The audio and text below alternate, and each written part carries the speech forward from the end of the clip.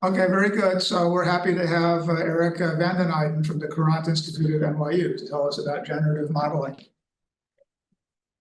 Thank you very much. Thank you for the invitation, and sorry for being a little bit late. So I will present some work that we have done recently on generative modeling with flow and diffusion.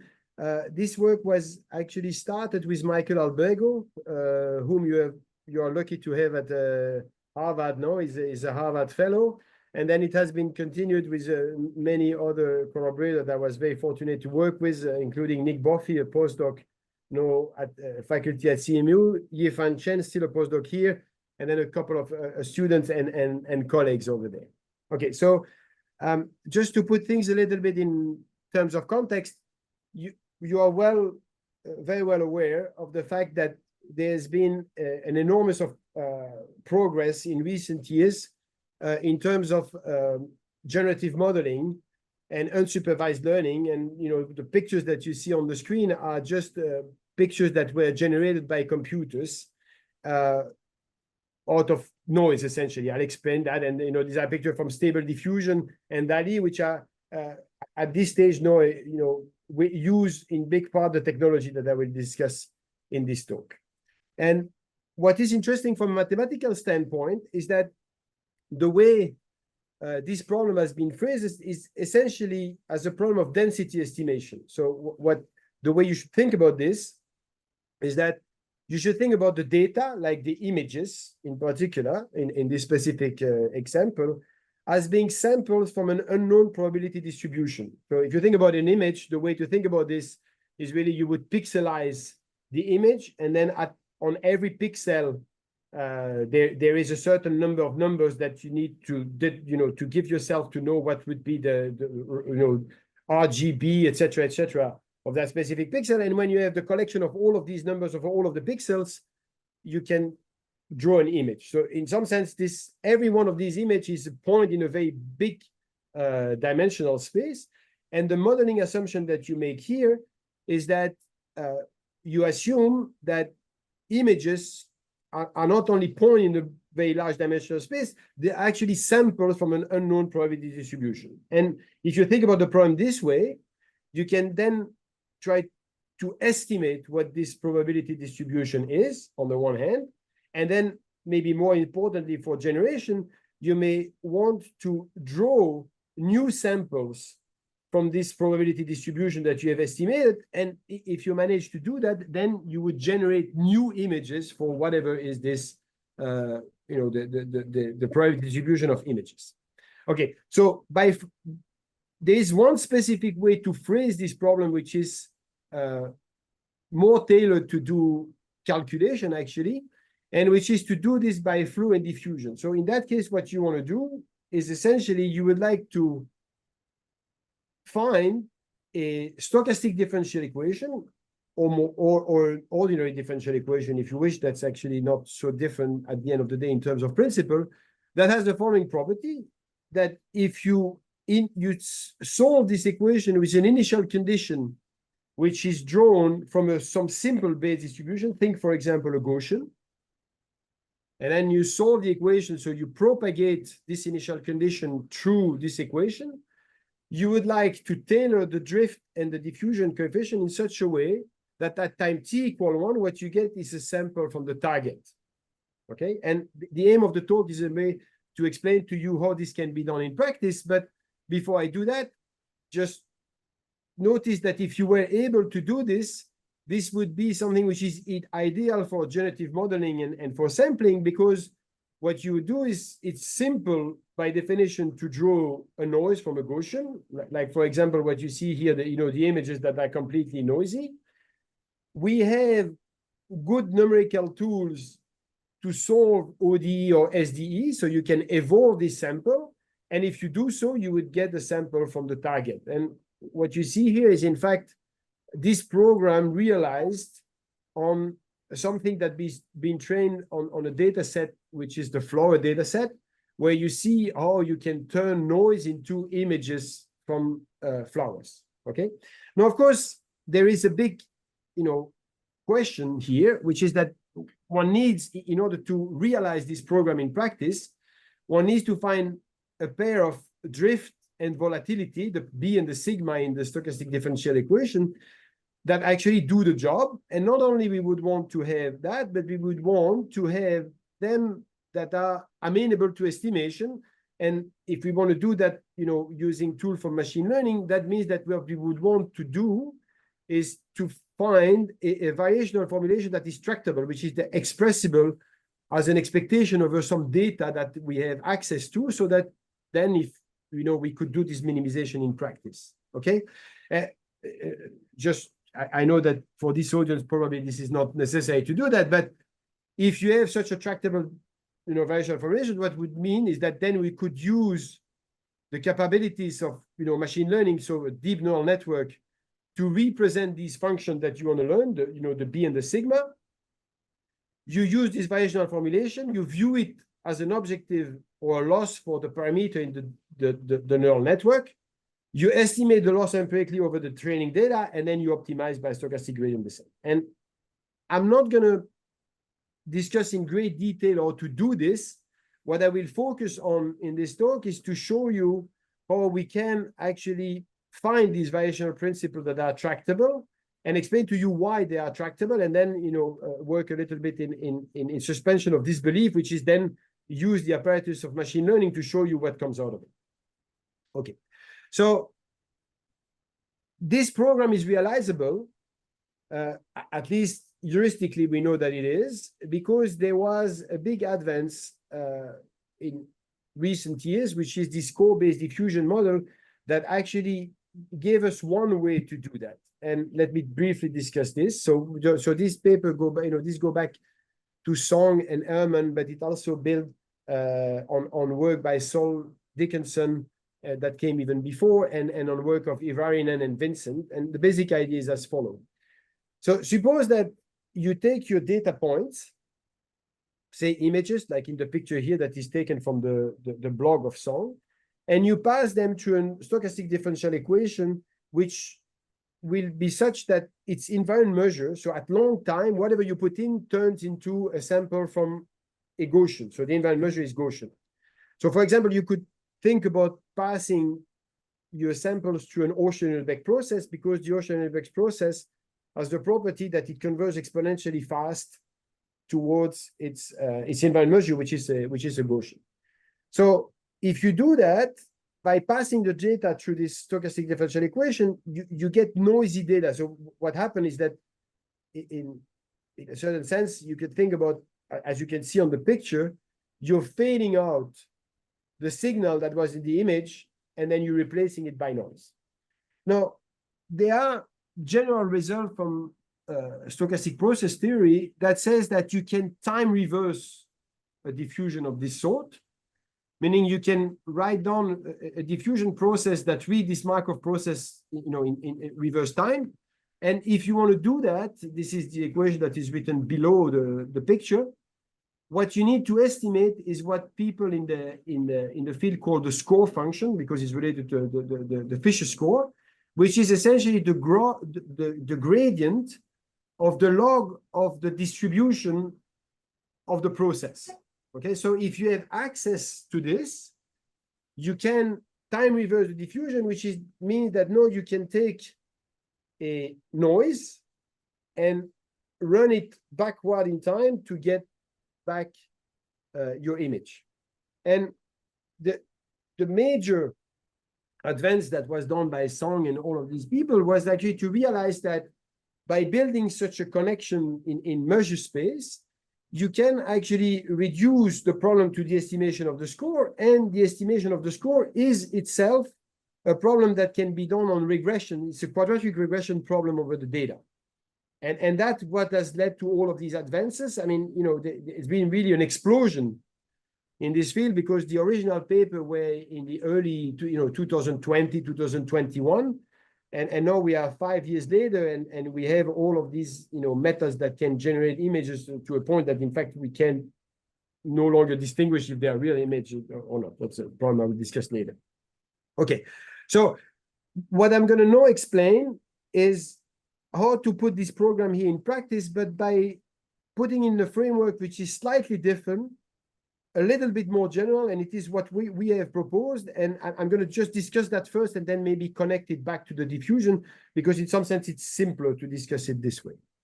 Okay, so right, and this, before I say that, for mathematicians in the audience, the formulation of this core-based diffusion is actually very related to something which is called Polchinski equation that is used in renormalization, and also stochastic localization, which is I'll get back to that later. Okay.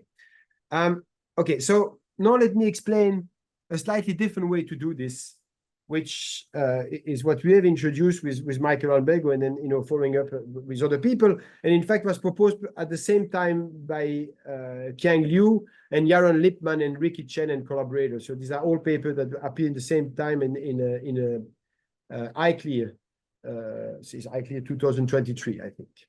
And so the idea is that what we're going to do is we're going to create a process which is what we call a stochastic interpolant, which is an interpolation that is done in sample space. And it's a process that we want to construct in such a way that it's something that depends on time in a way which is continuous and in fact differentiable for most of the talk. And as the property that if you evaluate it at t equals 0, you have a sample from the Bayes distribution. And if you evaluate it at t equals 1, you have a sample from the target. Okay. And the way it's done is you can, for example, write do you see my mouse? I think you do. So you can write down this way. So this is samples from the Bayes. These are samples from the target. Then we're going to add the latent variable. I'll explain to you in a minute how it's done. And there are time-dependent coefficients here, which you construct in such a way that they satisfy specific boundary condition, and they are time differentiable. So let's just be concrete. Imagine, for example, you take alpha t equal 1 minus t, beta t equal t, and gamma t equal this square root. Then what you construct, and let's imagine that you draw samples x1 and x0 from a joint distribution that marginalize on the base of the target. For example, it could be a product measure like this one. Then if you do that, what you obtain is that you have a stochastic process. You have generated a stochastic process that interpolate between sample from the base at time t equals 0 to sample from the target at time t equals 1, and is easy to sample at any time, because you just evaluate at different times. We given these two samples and you have some. So let me maybe show a little movie that explains what it is. So this is, if you interpolate between two half moon, distribution, which is two half moon into a checkerboard. And this is obtained by pairing samples, in fact, randomly on both distribution, and then showing you how these samples evolve, or this cloud of sample evolve along the interpolant. And as you can see, it's a strange distribution that evolves continuously from the target to the base and vice versa. Okay, so just to make sure we are all on the same page, this IT is not a diffusion, not necessarily. You could make it a diffusion, but that's not necessary. The base distribution doesn't need to be Gaussian. We are interpolating between any two distributions we have access to.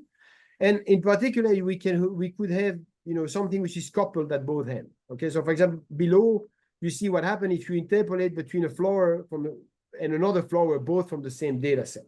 Okay, and maybe to explain a little bit more this, the choice of these coefficients alpha, beta, and gamma give us some flexibility in the sense that by choosing different values, we can get different interpolations. There are three choices here, where one is that there's no latent variables, there is no noise in between. It's pure interpolation from the data to the base to the target. The middle puts a little bit of noise in the middle, and the other one takes one sample, devolve it into noise, and then reconstruct it.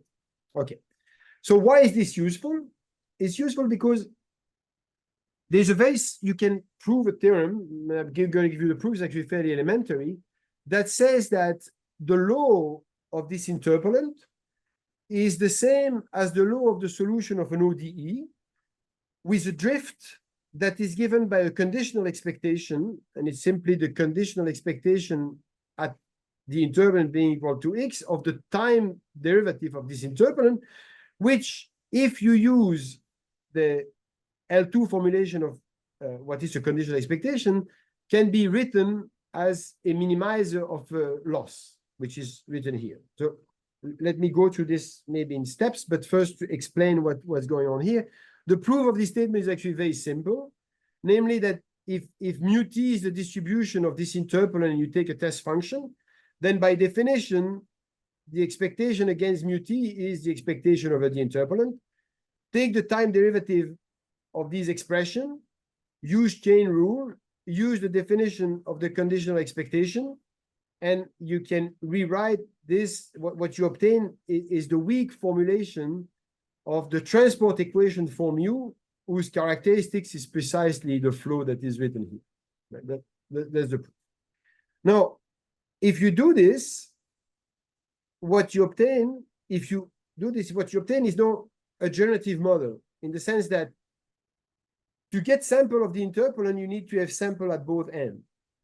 But to get sample from this ODE, assuming that you have estimated B, you only need to draw, say, an initial condition x0 from at one end, say the Bayes distribution, then push it through the ODE. So it realizes the program that I was explaining at the beginning of the talk, namely it gives you a drift that push sample from the Bayes onto the target. And okay, so there's a little picture that shows you what it is, that if you have learned this B, right, you have a generative model, because taking a sample, say here from this Gaussian, pushing it through the flow, these are the flow lines that you have, this gives you a sample at the other end, which is a sample from the target. And this is not optimal transport, but it's transport that has a finite length in W2, because you can bound it very easily using properties of the interpolant, okay? And maybe more importantly for practical purposes, you realize that the estimation of this drift is a tractable least square regression problem. Here's the least square that you need to solve, right? So it's a quadratic objective for B hat, whose minimizer is the drift that you are looking for. And why is it tractable? Is because to estimate this expectation empirically, you only need to have sample from the interpolant, which you assume you have. Okay? So if you have sample from the interpolant, and you can estimate this empirically, this objective, for any parametric representation of B, and so you can in particular use a deep neural network, and so you're in business and you can do the optimization. Okay. You can do a little bit better than this. Namely that you can, using similar argument, you can actually estimate the score similarly by a quadratic regression problem. So this is the score here, which is the grain of the log of the density. And you can also estimate it by doing some quadratic regression. This is essentially using Stein identity. And then this allows you to do something which is quite interesting, namely that you can use this identity, which is simply that the divergence of the score times the distribution is the Laplacian of the distribution. This is just using the fact that the grad of the log of mu is the grad of mu divided by mu, in a sense. And then what that means is that you can use this to rewrite the transport equation. It should be really written in weak form. Here I just use a shorthand doing strong form, but you can write down the transport equation for the measure, which is the law of the interpolant, either as a transport equation or as diffusion equation, so Fokker-Planck equation or forward Kolmogorov equation, that either go forward in time or in time reverse. And the way you actually do that is simply by adding some diffusion or anti-diffusion in the equation and simply compensating in the drift using the score. These three equations are, if you have the exact score and the exact B, identical, because they all, you could rewrite them all into this form. The reason why it is useful to do this is that even though these equations are the same at the level of PDEs for the measure, the way you realize them by sampling is very different. In particular, if you use a transport equation, you can use the ODE. So you have a generative model that involves an ODE. But if you use the Fokker-Planck equation or the Kolmogorov equation, you can now write down SDEs that all have the property that they sample the same distribution. So it's a different way to sample the same distribution. So if you wish, you choose a stochastic interpolant that gives you a distribution. And then what you do is that you can choose a diffusion coefficient, which is the epsilon t, a posteriori, so post-training, after having estimated your drift and your score, that gives you different ways by which you can sample your distribution, meaning different generative models that you can use. So let me explain this maybe with little pictures, and then we're going to go into example, right? So suppose, for example, that you want to interpolate, or you want to get a generative model that turns sample from this Gaussian mixture with 2 modes into this Gaussian mixture with 3 modes. So you can choose an interpolant that will give you a path in distribution space, depending on the choice that does either this or that. And, you know, as you evolve from t equals 0 to t equal 1, it turned this guy into that guy with different intermediates. And then what you can do is you can learn a drift and the corresponding score. And now you can sample these different paths in measure space using different processes. So for example, this guy here is the path above, where you either use the ODE or the SDE at different noises to do the sampling.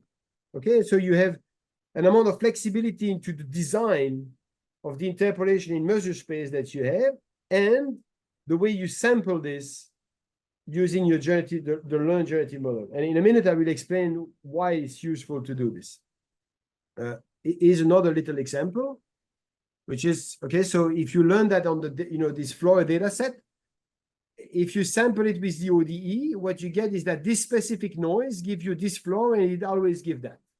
Now, if you do it with the ODE, you're going to get, this is the same realization. This is the same sample of noise from the base distribution, in this case, the Gaussian.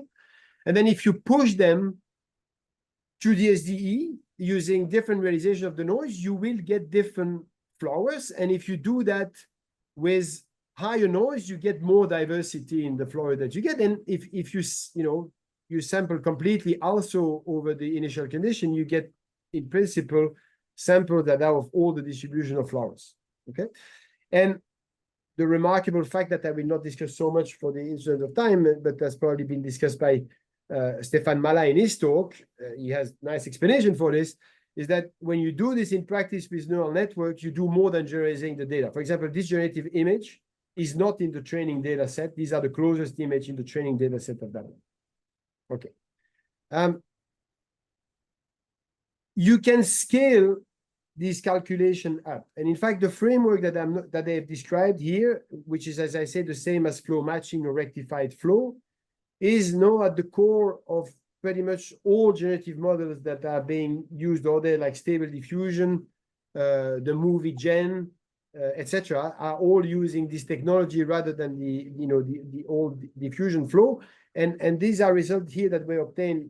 They are, you know, with what we can do in academia, which is not as good as, of course, what's done in the industry. But this was done using an architecture by my colleague Senich, which is a specific transformer architecture to learn the drift, and showing that this is scalable in such a way that you get images that have, you know, this FIDs, which is fresh inspection distance, which is the measure that is used in the field to assess the quality of the image, which is state of the art.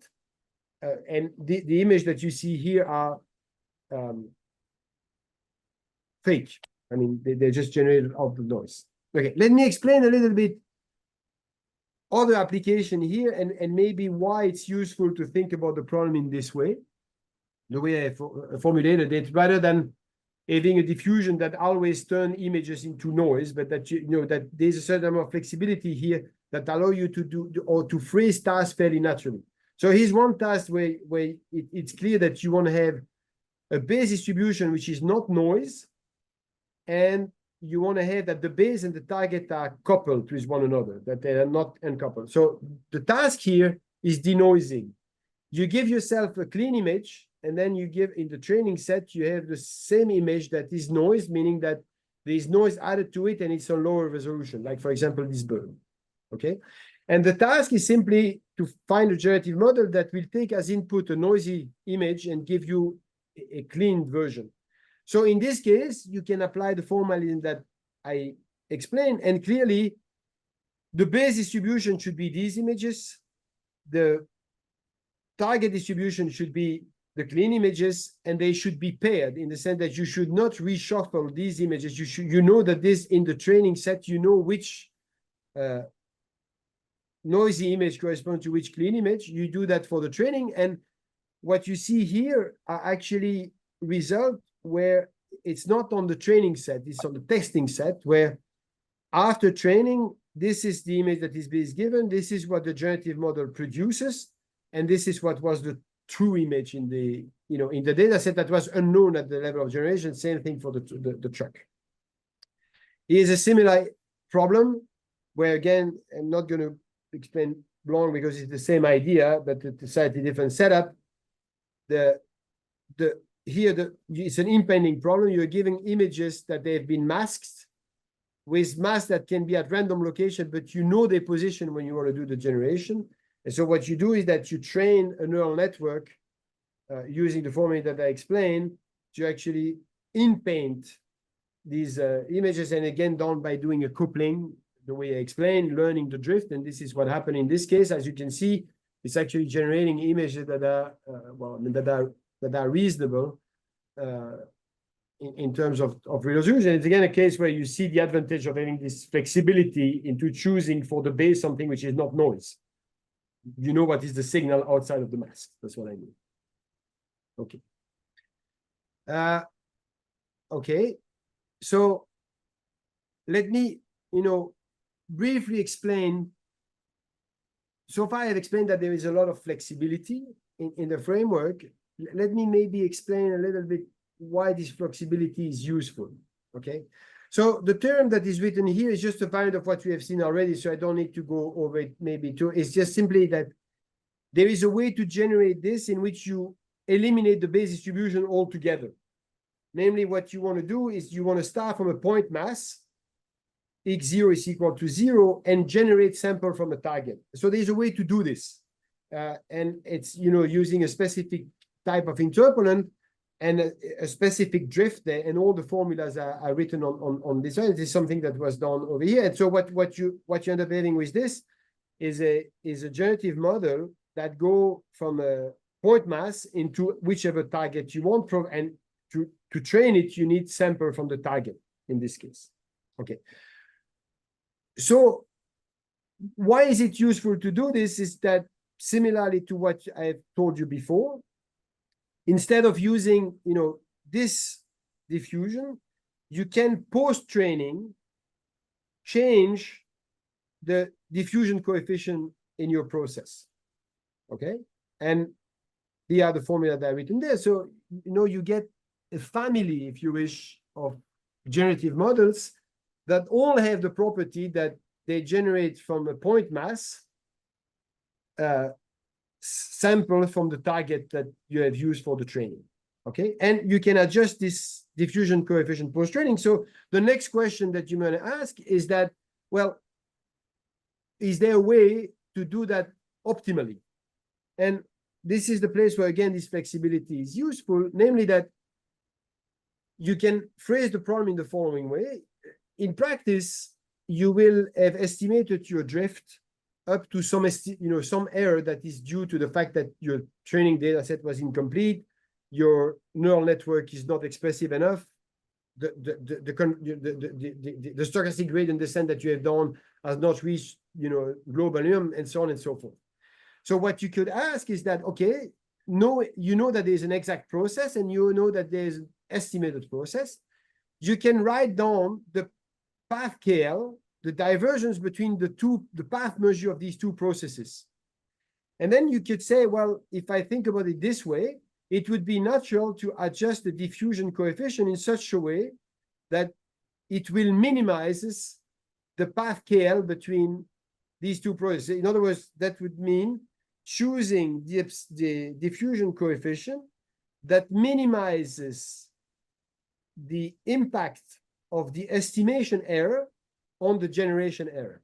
Okay, and it turns out, and I'm not going to have time to describe this in detail, that this calculation can actually be done explicitly. It in fact doesn't depend on the target distribution. There is an explicit expression that you can write down for this optimal diffusion coefficient. And quite interestingly, and this is just a mathematical result, is that what it gives, in fact, is a formal process, meaning a Schrödinger bridge between the point mass and the target. Okay, so I'm not going to have maybe a time. Schrödinger bridge is a kind of process that minimize another KL, and I'm not going to have time to describe that. This viewpoint that I just explained to you offer maybe a different take on or a different interpretation of what these Schrödinger bridges are, or formal processes, namely that if you minimize the impact of the estimation error, you get these processes. Okay. Let me explain a little bit how you can do this for conditional generation. So you can use the same framework. I'm not going to try to go into kind of examples, right? You can also use this to do conditional generation. In other words, imagine that you have pairs of samples that are given by a joint distribution. Construct an interpolant by adding a little bit of noise, construct the corresponding diffusion. And then what you can show here is that if you build the drift by using not only a conditioning as was done before, but you include as conditioning the x0, which is, this guy in the distribution, then what you end up having is a conditional generator, meaning that if you solve the solution of this equation, starting again at the point mass at 0, but giving as input x0, then at t equal 1, what you're going to get are samples from the conditional measure of x given x0. Okay, and again, this is related, there's a quadratic regression problem that you need to do to solve that. That is easy to obtain as long as you have paired data that are given to you, when you can obtain, the optimal B, and you can adjust the epsilon post-training as I explained before. So this is useful in a class of problems that I'm going to describe now, which is probabilistic forecasting. So you could imagine that the pair of data that you have here are simply pairs of data that come along a time series. So they are, if you wish, the state of a system at time t and the state of the system at time t plus tau, which is after a certain lag. And in this context, what you would like to do is to give yourself pairs of these data points to train in such a way that at generation stage, you're not giving the state of the system at time t, and you want to predict what it will, what are the probable outcome or the possible outcome at time t plus at tau, like tau later. Okay, so let me give you an illustration on this on an example, which I think is might be interesting for people in the audience, which is suppose that you take Navier-Stokes equation, and this is 2D Navier-Stokes equation with random forcing in a setup in which Martin Hare and Jonathan Mattingly have shown that this equation is provably ergodic with unique invariant measure. So there's a unique invariant measure for the vorticity. It's written in vorticity formulation. And the task, imagine that we take data from this. So we don't know what this measure is, right? We just know that it exists and it's unique. And now let's imagine that we generate data by solving this equation numerically. So you have a long time series of vorticity field. And then the task that you would like to do is that you give yourself the vorticity at time t, either in full or low resolution, and then you want to forecast the ensemble of vorticity at a further lag. So let me show you the first example of this, which is, so this is amenable exactly to the you can cast that in the framework that I've just explained. And so what you obtain here is that here is an example where this is a snapshot of a vorticity field at time t.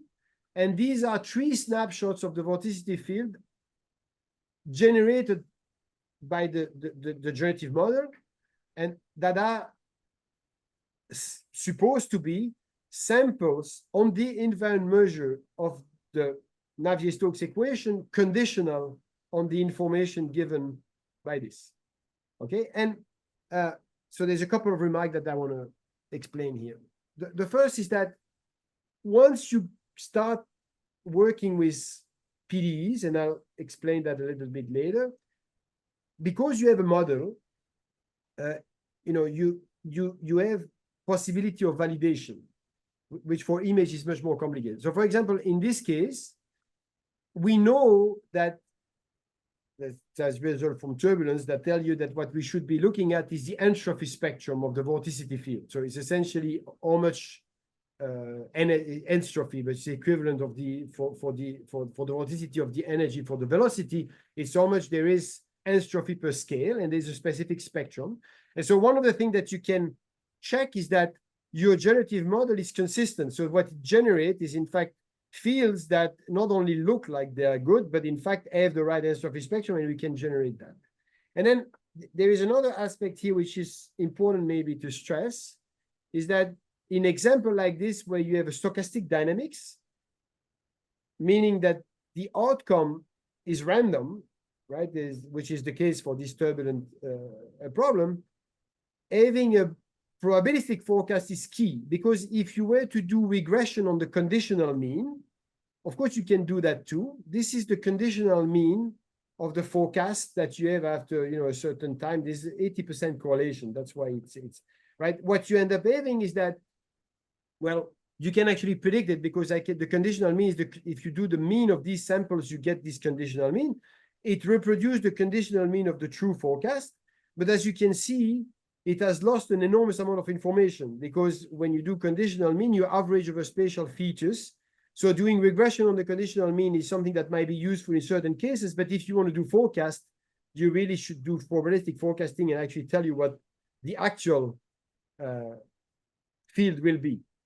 It's like saying, if you want to do forecasting of the weather, you don't want to know what is the average weather tomorrow. You want to know what will be the actual weather, which probabilistic. It will either rain or be shiny, sunny with a certain probability, and both the outcome, and not like a model version, which is an average between rainy and sunny. Okay, so same example, and I think I need to accelerate a little bit to not run out of time. This is the same task, but where you add, a layer of difficulty, which is that you want to do forecasting where the data that is given to you is coarse, meaning you want to do forecasting at full resolution of the field given to you at low resolution. And in this case, you can again check that it works. And there is something then that you can also check, which is that the data that you give has no information past a certain scale, because it's low resolution. So the entropy spectrum that you get is truncated here, where there's this dashed line. But you can check that the generative model that you obtain is actually able to recover the small scales. And indeed it does, which is that here what you get is, you get the truth in blue, and then this super resolution, meaning that what you get from the forecast is actually giving you the small scale, even though this information was absent in the point you start from. Of course, it was present in the training data set. That's why it actually worked. Okay.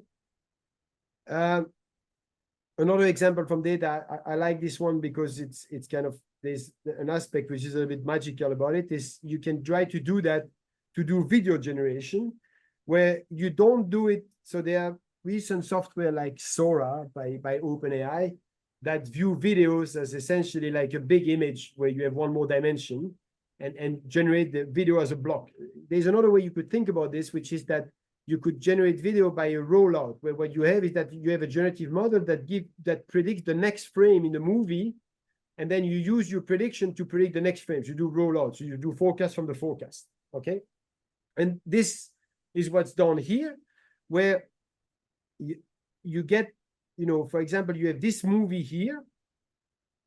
So you have been training things on movies like this, and then the original movie does this.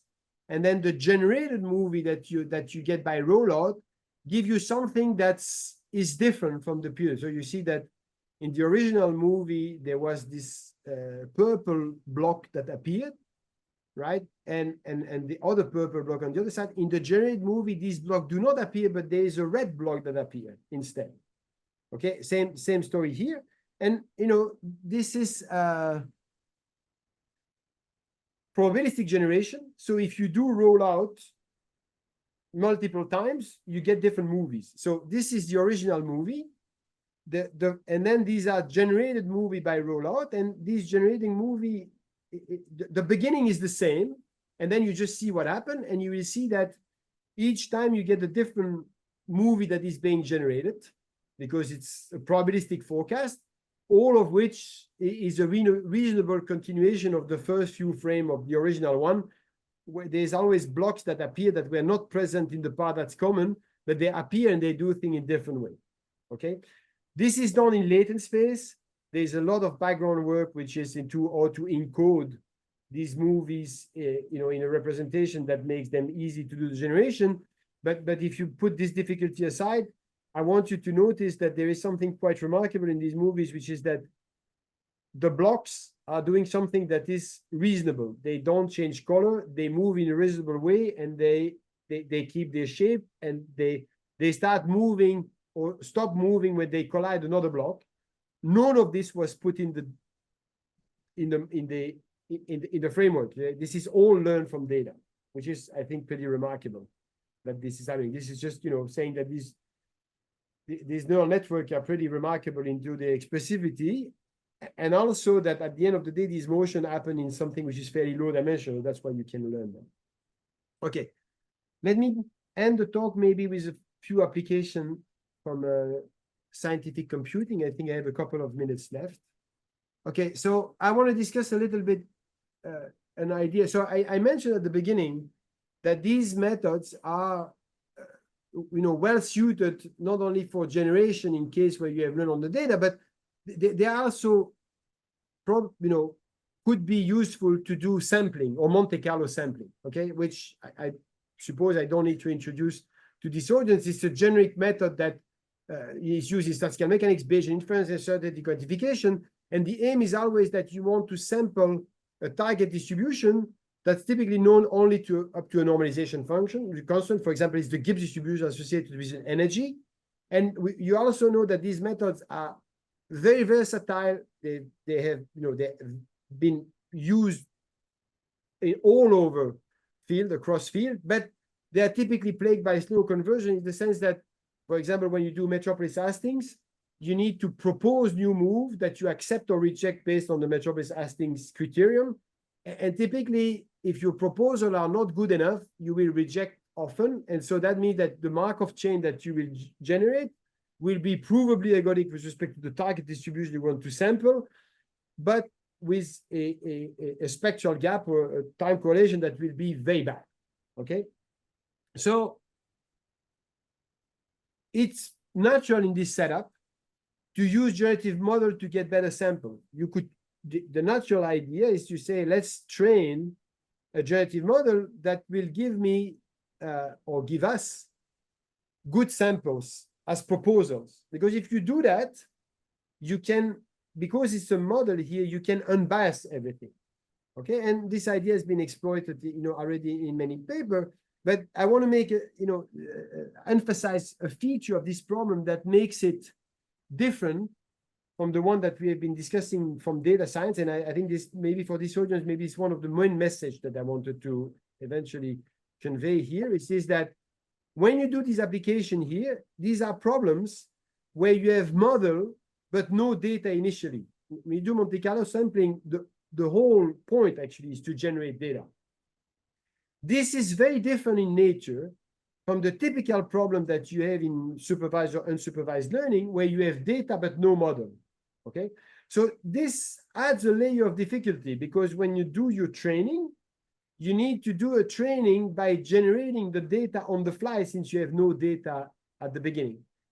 But this cursor has a blessing associated to it, which is that since you have a model, when you do Monte Carlo, you can actually validate the data after generating it. Okay, so let me try to insist on that point, because I think that's an important point. If you build a generative models to generate new images, the images that you generate cannot be incorporated in your training data set. Or if you want to do so, you need to do so very, very carefully, because there is a risk of collapse, and there's several work recently that have appeared about that, which is that by putting generated data back in your training set, you might pollute this training set in a way which will leads to total collapse. And the reason why that is happening is that typically in this application, you don't know how to validate the image that you generate. You can ask observer or people to kind of rank them, these things that can be done like that. But basically, you don't know what is the distribution of images. There is no, what people in machine learning call oracle, that allow you to say whether it's a good image or a bad image. When you do Monte Carlo, it's different because your target distribution is known up to a normalization constant. So you can use this information to validate the data. For example, the data that you generate can be incorporated into a metropolis Hastings sampling, which means that you will reject the bad data and only keep the good data, if you wish, in such a way that what you get is a Markov chain that is provably ergodic with respect to the target. If that's so, that means that the generated data, the data that you generate, can be incorporated into your training data set. And so you have a positive feedback loop in which the better your model, the more data you can generate, the more data you have, the better you can make your model without a priori pollution. Okay. And there's a vast number of problems that can, be phrased in that way. And I think there's a lot of mileage in problem in this case for machine learning, which is problem with model with no data as opposed to data with no model. Here is an illustration I'm just going to give you. I know that I'm running out of time. You can do this. The program that I explained can be done in a context which is slightly different, which is non-equilibrium sampling using what's called annealed sampling. So annealed important sampling is essentially you generate a non-equilibrium trajectory, and then that is biased, and then you reweight it. And it also very efficient, but it's a reweighting that is very similar to what you would do in important sampling, except that there's a time-dependent component. It's an efficient method, but it has a problem, which is that if the non-equilibrium sampling that you do is too brutal, the reweighting becomes impossible. Here's an example. You're starting, sample from a Gaussian here, and you'd like to drag them into this sample from this Gaussian mixture. And you see that you're dragging them, but you're trying to do it by moving the potential too fast. So your sample don't have time to adjust to where they should be. That's the bias. So in principle, you could unbias this by reweighting these samples, but you can realize very quickly, even visually, that reweighting the samples from this distribution to the sample of the target, which in fact are shown here, won't be possible because simply you don't have any sample, but you should have them. So there's no way to put weights. And so in this setup, you can do similar things as what I have explained using this a slightly different way. But what you can try to do is you can try to learn a transport that will help moving the samples in such a way that if you had the ideal transport, it will actually push the sample where they need to be. Okay. And if you do that, well, you make the reweighting better. And so you can get methods in which you go from an empirical sample size that is ridiculous into empirical sample size. So that is essentially measuring the, or possibilities to reweight into some, important effective sample size that goes towards 100%. This also works with Michael Albergo. You can do this in maybe more interesting, this was a low dimensional example, but we have also now done that for example that come from QCD, in particular this latest 5.4 model that perhaps Stéphane Mala also presented to you, where what you can do, you can try to do this important sampling and Niels important sampling from Niels. That doesn't work well, but if you learn transport, you can actually show that you can keep this is a log scale, you can keep the effective sample size close to 100% all the time while passing through the phase transition in such a way that makes sampling here possible. Let me insist here, and I'm going to end the talk with that these are calculations that are being done not in the setup in which you have sample from the target, so from the 5.4, as in the training set initially. At the beginning, the only thing that you have is the energy of your 5-4 model, and everything needs to be sampled or generated from scratch. So these are really sampling method in the sense of Monte Carlo, not in the sense of training over images. Okay, so that's all I wanted to tell you, today. Maybe, if you want to know more about what I talked, this was the original paper with Michael Albego. We have a follow-up paper that is a little bit more mathematical. And then if you want to learn about data-dependent coupling, or to scale this up, or to do adaptive, Monte Carlo, these are the, oh, sorry, I went out. These are the some of the references that I would, I would recommend for you, and that the talk was based on them. And with this, I thank you very much for your attention.